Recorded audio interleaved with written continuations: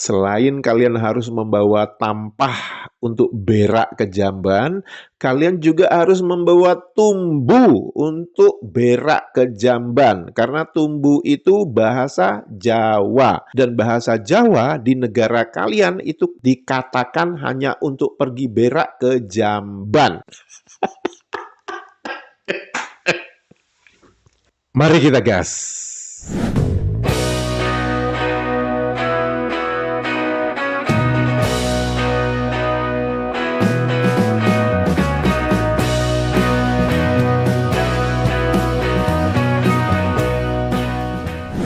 Halo, apa kabar semuanya teman-teman? Semoga kita semua dalam keadaan sehat walafiat. Amin ya robbal alamin. Selamat datang di kanal ini, kanal yang berbicara perbandingan kosakata menurut Kamus Besar Bahasa Indonesia dan Kamus Bahasa Indonesia versi Malay Dash. Semoga informasi tersebut bermanfaat untuk warganet Indonesia. Teman-teman, sebelum saya membicarakan beberapa kosakata, saya ingin membacakan beberapa komentar yang dituliskan oleh warganet Indonesia dan juga warganet Malay Dash di video yang saya unggah sebelumnya, di mana video tersebut berbicara tentang kosakata kumbah, kosakata bahasa Jawa, yang ternyata kosakata kumbah dan kumbahan itu ada di dalam Kamus Bahasa Indonesia versi Malay Dash. Komentar pertama dari Mas Rizky Atama. Beliau menuliskan, salam edukasi. Menurutku, Malay Dash itu sebuah peradaban baru, sehingga tidak akan bisa lepas dari peradaban yang lebih tua. Sedangkan pusat peradaban yang lebih tua kebanyakan berasal dari luar Malay Dash, termasuk peradaban Jawa. Mau ngeyel bagaimanapun, fakta tidak bisa bohong. Bahkan setahu saya, Melayu pun pusat peradabannya tidak di Malay Dash. Koreksi jika pendapat saya salah. Pembicaraan tentang peradaban ini kan kita mendengar ya beberapa profesor dari Malay Dash itu yang bersikeras mengatakan bahwa di Nusantara itu pusat peradabannya itu adalah di Semenanjung, begitu ya. Tapi semua bukti-bukti primer itu semua merujuk kepada apa yang ada di Sumatera dan apa yang ada di Jawa. Jadi klaim-klaim yang dilakukan oleh para profesor Malay Dash itu menurut saya ya nggak beda jauh sama orang tukang jual obat di pasar gitu lah, koar-koar tapi nggak ada bukti apa-apa. Nah, mereka hanya berbicara tentang naratif. Mereka tidak berbicara tentang substantif, tentang hal yang bisa menjadi bukti primer. Mereka akan menghindari yang seperti itu. Karena mereka tahu ketika berbicara tentang bukti primer, mereka akan kalah. Karena mereka memang tidak mempunyai bukti primer. Dari warganet Malay Dash yang mengatakan apa? Jawa hama. Saya ini sebenarnya kasihan ya lihat warganet Malay Dash ini. Mereka begitu ketakutannya dengan Jawa. Tapi semakin mereka takut, semakin saya ingin bersemangat menunjukkan betapa banyak kosakata Jawa di dalam kamus mereka. Dari warganet Malay Dash. Kah. Bahasa Jawa pun tidak dipakai untuk bahasa resmi Indonesia. Ini orang nggak ngerti sejarah tentang Sumpah Pemuda. Jadi menurut saya, dia bangga menunjukkan kebodohan dan ketololannya. Udah, biarin aja. Dianggap bahasa sampah membawa hama oleh etnik-etnik yang lain di negara Indonesia. Warganet Malay Dash ini ingin mencoba memecah belah dengan suku-suku lain yang ada di Indonesia. Jadi kalau saya melihat warganet Malay Dash ini nggak beda dengan Belanda yang dalam menjajahinya itu melakukan politik divide et impera. Memecah belah, kemudian untuk mencoba menguasai. Sekali lagi, dia menunjukkan bahwa betapa tolol dan bodohnya. Tidak usah menyombong-nyombongkan diri dengan bahasa Jawa, fakta. Dan Anda juga harus bisa menelan fakta bahwa begitu banyak kosakata Jawa di dalam kamusmu, kamus bahasa kebangsaanmu, itu fakta. Telan ya, nggak mau ditelan, saya paksa kamu untuk menelannya. Kemudian dari Mbak Narian Naira, tak hilang bahasa Jawa dan bahasa Indonesia di Kamus Dewan Melayu Rojak Malay Dash Kodes. Ini hakikat sebenar, kamus kau cuma mencuri dari Kamus Besar Bahasa Indonesia. Kemudian dari Mbak Narian Naira juga, kok koyak sama Jawa, tidur tak lena, makan tak sedap karena Jawa. Dan kalau teman-teman perhatikan ya, komentar dari warganet Malay Dash itu mereka memang kayak ketakutan banget dengan Jawa begitu ya. Jadi mereka itu coba ingin mengadu domba suku Jawa dengan suku-suku yang lain yang ada di Indonesia. Coba aja diperhatikan. Kalau ada yang mengatakan, oh Jawa hama itu kan dimulainya dari Indonesia. Enggak. Saya yakin dan percaya mereka ini mempunyai kepentingan untuk memecah belah Indonesia. Itu saja. Kemudian komentar dari Ana bin Sukijo. Kumbahan itu di Malaysia adalah tempat buangan air kotoran manusia. Yakin Anda? Hanya buangan air kotoran manusia. Kok bisa ada yang namanya loji rawatan kumbahan itu? Apakah itu hanya dari buangan air kotoran manusia? Dan kalau kita membaca definisi awal dari kosakata kumbah, itu adalah mencuci. Jadi, kalau Anda mengatakan kumbahan di Malaysia adalah tempat buangan air kotoran manusia, berarti kumbah atau kumbahan yang tertulis di dalam Kamus Bahasa Indonesia versi Maledas itu tidak sesuai dengan apa yang Anda tuliskan, yaitu tempat buangan air kotoran manusia. Karena di dalam kamus Anda dituliskan kumbah itu mencuci baju, mencuci piring, mencuci gelas, bahkan air kumbahan itu dituliskan adalah air hasil cucian, bukan buangan air kotoran manusia. Nah, sekarang menurut Anda, yang mana yang benar? Bingung kan? Dari Isaden Nima, kumbah terus Maledes, ben resik pikiran nih. Mengumbah Maledes itu adalah sebuah kenikmatan. Kemudian dari Bad ZGNL, di foto ada tulisan loji. Etimologi kosakata loji berasal dari bahasa Belanda. Di Kamus Besar Bahasa Indonesia mempunyai arti gedung besar, kantor, atau benteng company masa penjajahan Belanda di Indonesia. Dapat dari mana kosakata loji? Mereka pernah dijajah Belanda? Alasannya mereka pernah dijajah Belanda. Jadi sampai sekarang kosakata Belanda itu mereka ingat-ingat. Ada lagi kosakata lodgement dari bahasa Prancis, logement, yang diserap dalam bahasa Indonesia lewat bahasa Belanda. Di kamus tetangga juga ada kosakata lodgement, ditulis Indonesia Belanda. Loji dalam bahasa Indonesia berasal dari bahasa Belanda yaitu loji. Kata ini sendiri berakar dari bahasa Prancis logis yang berarti tempat tinggal atau barak. Pada masa penjajahan Belanda di Indonesia, kata loji digunakan untuk merujuk pada beberapa hal. Gedung atau bangunan besar, awalnya loji merujuk pada gedung besar yang berfungsi sebagai markas atau pos dagang milik VOC. Kedua, kantor atau benteng company. Seiring waktu, makna ini berkembang menjadi kantor atau benteng yang digunakan oleh company, VOC, untuk mengurus urusan administrasi, militer, dan perdagangan. Ketiga, penginapan atau markas sementara. Terkadang kata ini juga digunakan untuk menyebut tempat singgah atau penginapan terutama bagi tentara atau pegawai company. Secara umum, loji kemudian diserap ke dalam bahasa Indonesia dengan makna yang sama, yaitu merujuk pada gedung besar, kantor, atau benteng pada masa kolonial. Banyak bangunan peninggalan kolonial di Indonesia yang masih disebut loji oleh masyarakat setempat. Contohnya, Loji Gandrung di Surakarta, yang merupakan bangunan bersejarah dengan arsitektur Indis yang kini menjadi rumah dinas wali kota Surakarta. Menara Loji di Jatinangor, bangunan tua di area kampus ITB Jatinangor ini dulunya berfungsi sebagai pos pantau perkebunan dan kini menjadi bagian dari Taman Loji. Kemudian kawasan loji di Yogyakarta seperti Gedung Agung, dahulu namanya Loji Kebon, Benteng Frederik, Loji Gede, dan berbagai bangunan lain menunjukkan bahwa kota ini adalah pusat pemukiman orang-orang Belanda pada masa itu. Loji, menurut Kamus Besar Bahasa Indonesia, itu adalah gedung besar. Kedua, kantor atau benteng company di masa penjajahan Belanda di Indonesia. Kemudian, kumpulan definisi kedua untuk kosakata loji itu adalah rumput liar yang berasal dari bahasa Sunda. Apakah ada kosakata loji di dalam Kamus Bahasa Indonesia versi Maledes? Ada dong. Definisi pertama, gedung bangunan besar. Sama nggak definisinya dengan Kamus Besar Bahasa Indonesia? Sama. Yang kedua, pejabat syarikat perniagaan zaman dahulu yang dibuat berkubu. Apa yang maksudnya yang dibuat berkubu? Oke. Kemudian yang ketiga, kilang. Kilang berarti kan pabrik ya. Bangunan serta alat-alat di dalamnya seperti jentera mesin. Berarti pabrik dong ini ya. Kemudian ini ada nih, loji kuasa. Loji untuk menerbitkan kuasa atau tenaga listrik. Oh, maksudnya ini kayak pembangkit tenaga listrik gitu ya. Jatiluhur gitu ya. Berarti loji kuasa air gitu ya. Definisi kedua, loji kuasa itu adalah kilang bangunan serta alat di dalamnya untuk memasang sesuatu. Kayak pabrik dong. Nah ini, loji penapis. Loji untuk menapis sesuatu. Bentar.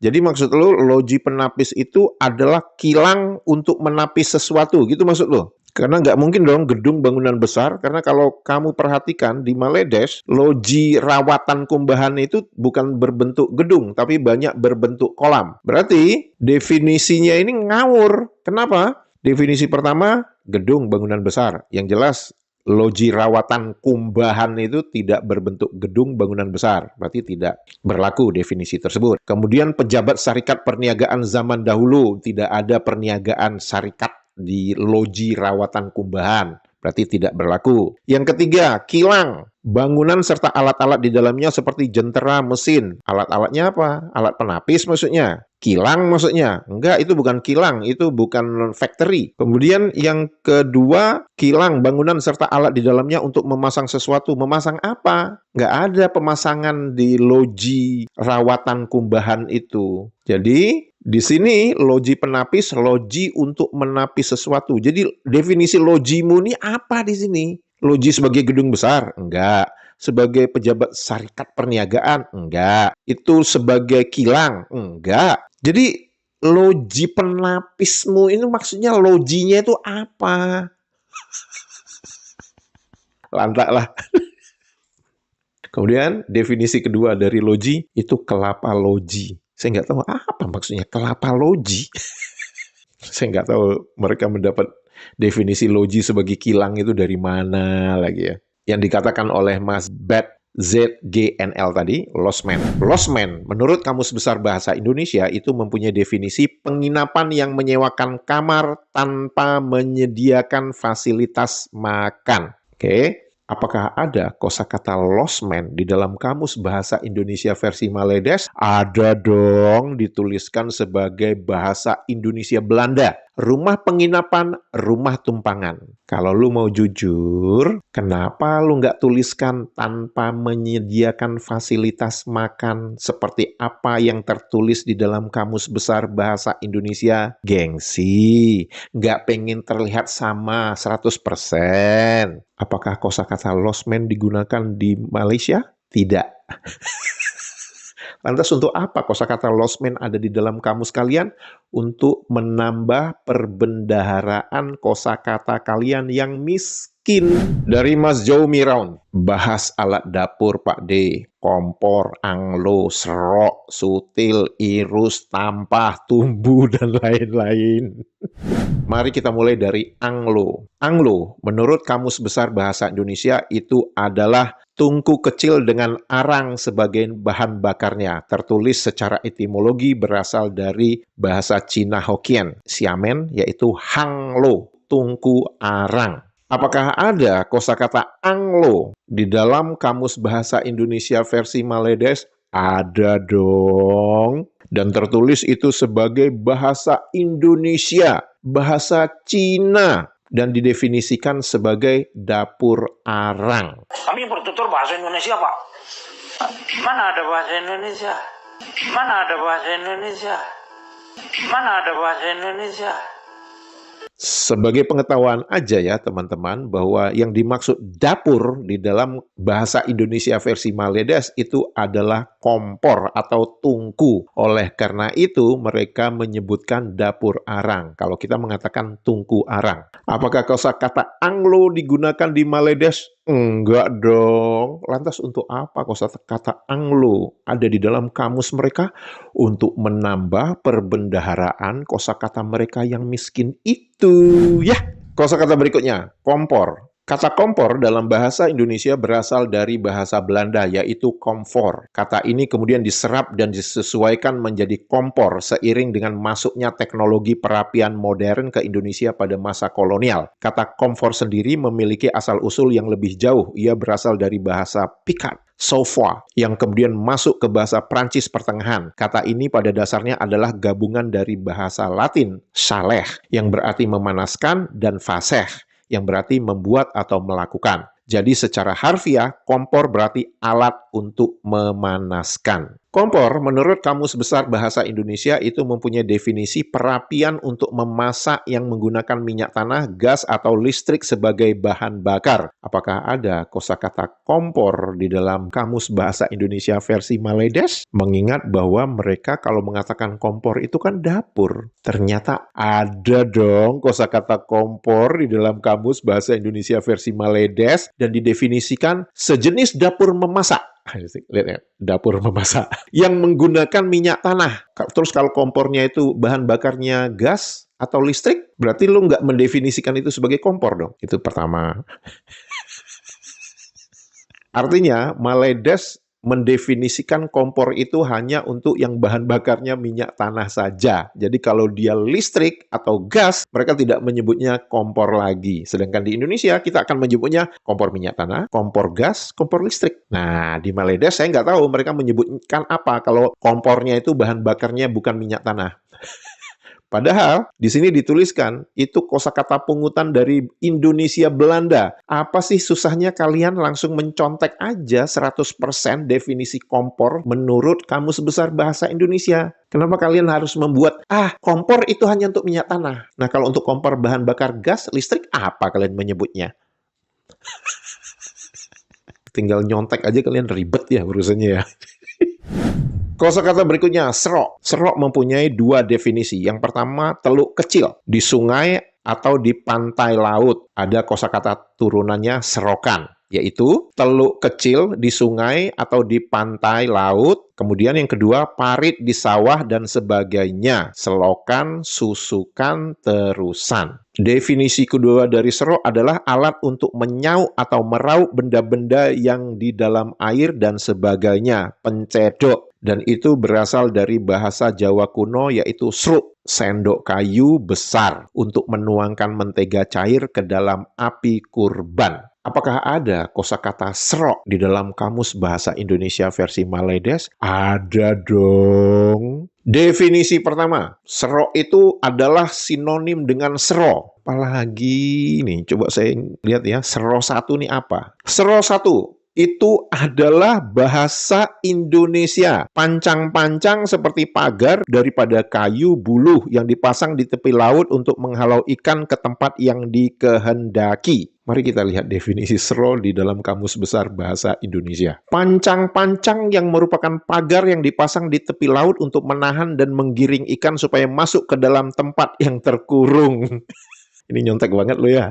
Dan kelihatan banget teman-teman bahwa di Kamus Bahasa Indonesia versi Maledes mereka tidak bisa membedakan mana yang baku dan mana yang tidak baku. Perhatikan aja bahwa di kamus mereka dituliskan serok itu sinonim dengan sero. Padahal di dalam Kamus Besar Bahasa Indonesia sero dengan maksud pancang-pancang yang merupakan pagar yang dipasang di tepi laut itu bentuk tidak bakunya serok. Namun di Kamus Bahasa Indonesia versi Maledes sero dan serok itu adalah sama-sama baku, karena itu tidak dituliskan bagaimana penggunaannya. Atau mereka bingung ya, ini baku atau nggak baku? Udahlah, contek aja. Udahlah, yang penting dimasukin aja ke dalam kamus kita. Gitu kan ya? Kembali kepada serok tadi. Definisi kedua, di dalam Kamus Bahasa Indonesia versi Maledes, serok itu adalah sejenis alat untuk mencedok, pencedok. Dan dituliskan itu sebagai bahasa Jawa. Iya, Jawa. Yang kalian takuti itu, yang kalian kata-katain hama itu, ada dong kosakata Jawa di dalam kamus kalian. Dan definisi ini sama persis dengan apa yang tertulis di dalam Kamus Besar Bahasa Indonesia. Definisi ketiga, serok. Di dalam Kamus Bahasa Indonesia versi Maledes, teluk kecil yang terdapat di sungai atau pantai laut. Ini sama persis definisinya dengan apa yang tertulis di dalam Kamus Besar Bahasa Indonesia. Udah, kalian ngaku aja, kalian nyontek dari Kamus Besar Bahasa Indonesia, ya. Kosakata berikutnya, sutil. Itu menurut Kamus Besar Bahasa Indonesia adalah sudip yang terbuat dari bambu dan tertulis itu bahasa Jawa. Apakah sudip itu? Sudip menurut Kamus Besar Bahasa Indonesia adalah sendok seperti sudu bertangkai panjang untuk mengarau nasi, membalik-balikkan barang yang digoreng dan sebagainya. Definisi kedua itu istilah kimia, batang dengan panjang 15 cm dengan ujung pipih yang digunakan untuk meletakkan pasta atau mengambil zat kimia dari botol. Itu sudip. Apakah ada kosakata sutil, sudip di dalam Kamus Bahasa Indonesia versi Malaydes? Ada dong. Sutil itu adalah bahasa Jawa, bahasa yang digunakan untuk pergi ke jamban untuk berak oleh warganet Malaydes. Begitu kan ya? Kan kalian menuliskan bahwa bahasa Jawa di negara kalian itu hanya digunakan untuk pergi berak ke jamban. Jadi, kalian kalau mau ke jamban harus bawa sutil, karena sutil itu bahasa Jawa. Ya, atau kalau nggak bisa bawa sutil ya kalian bawa kamus kalian itu untuk pergi berak ke jamban. Ya, sejenis sudip untuk membalik-balikkan benda yang digoreng dan lain-lain. Sama nggak definisinya dengan Kamus Besar Bahasa Indonesia? Sama. Sekarang mari kita lihat definisi sudip di dalam Kamus Bahasa Indonesia versi Malaydes. Alat seperti sudu daripada kayu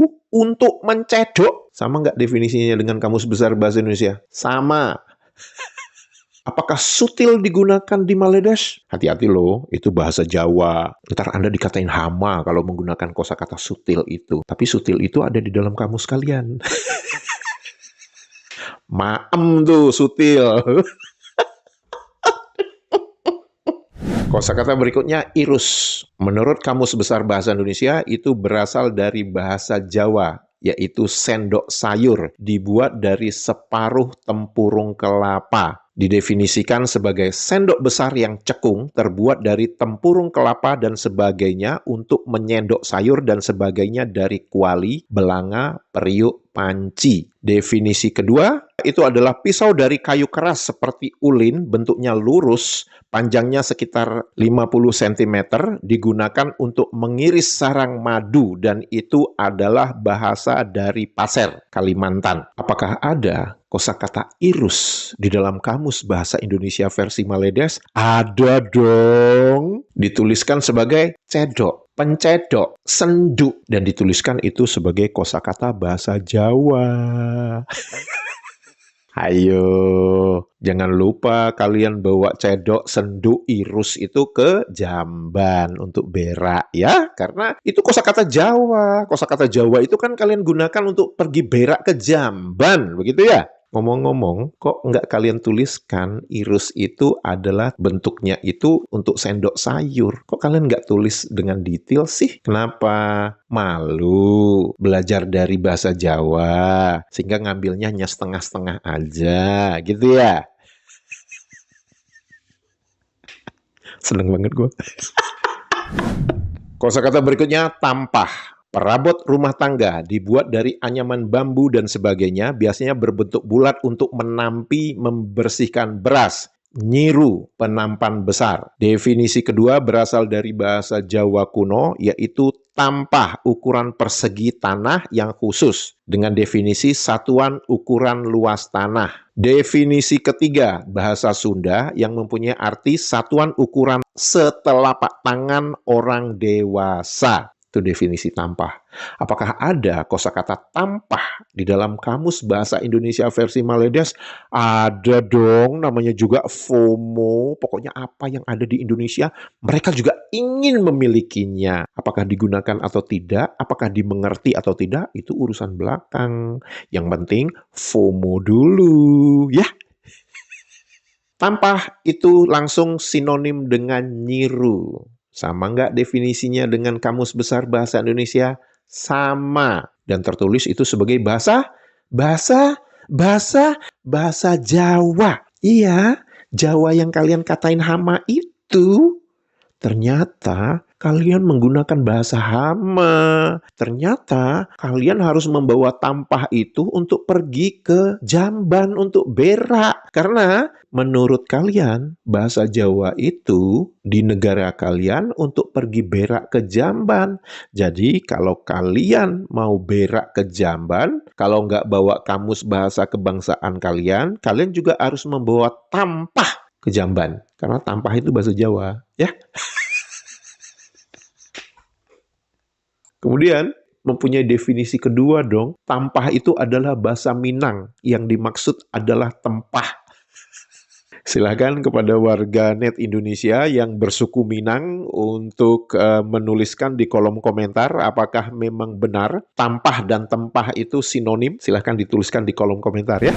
Kosakata terakhir, tumbu. Menurut Kamus Besar Bahasa Indonesia, itu adalah bahasa Jawa kuno tumbu, yaitu keranjang persegi dari anyaman bambu. Dan menurut Kamus Besar Bahasa Indonesia, didefinisikan sebagai bakul besar bertutup untuk tempat beras dan sebagainya. Dan tertulis itu sebagai bahasa Jawa. Terdapat juga definisi kedua dari kosakata tumbu yang berasal dari Manggarai, Nusa Tenggara Timur, yaitu menutup aliran air. Apakah ada kosakata tumbu di dalam Kamus Bahasa Indonesia versi Maledes?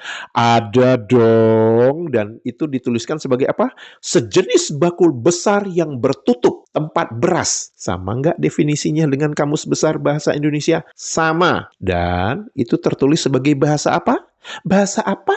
Bahasa apa? Jawa. Selain kalian harus membawa tampah untuk berak ke jamban, kalian juga harus membawa tumbu untuk berak ke jamban. Karena tumbu itu bahasa Jawa. Dan bahasa Jawa di negara kalian itu dikatakan hanya untuk pergi berak ke jamban.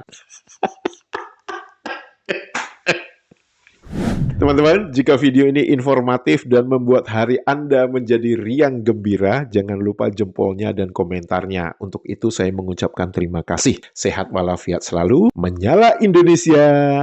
Dadah! Saya dah mengkaji bahasa Melayu. Dalam bahasa Melayu itu, kebanyakan perkataannya bukan perkataan Melayu asli. Kebanyakan sekitar bagi saya 60% kataan asal Sanskrit. Dan Sanskrit itu bukan terus datang dari India, tapi juga melalui tanah Jawa. Sebab itu kalau mengkaji bahan-bahan sejarah purba Melayu, purba dalam kata sejarah lama Melayu, elemen Jawa ini sangat penting.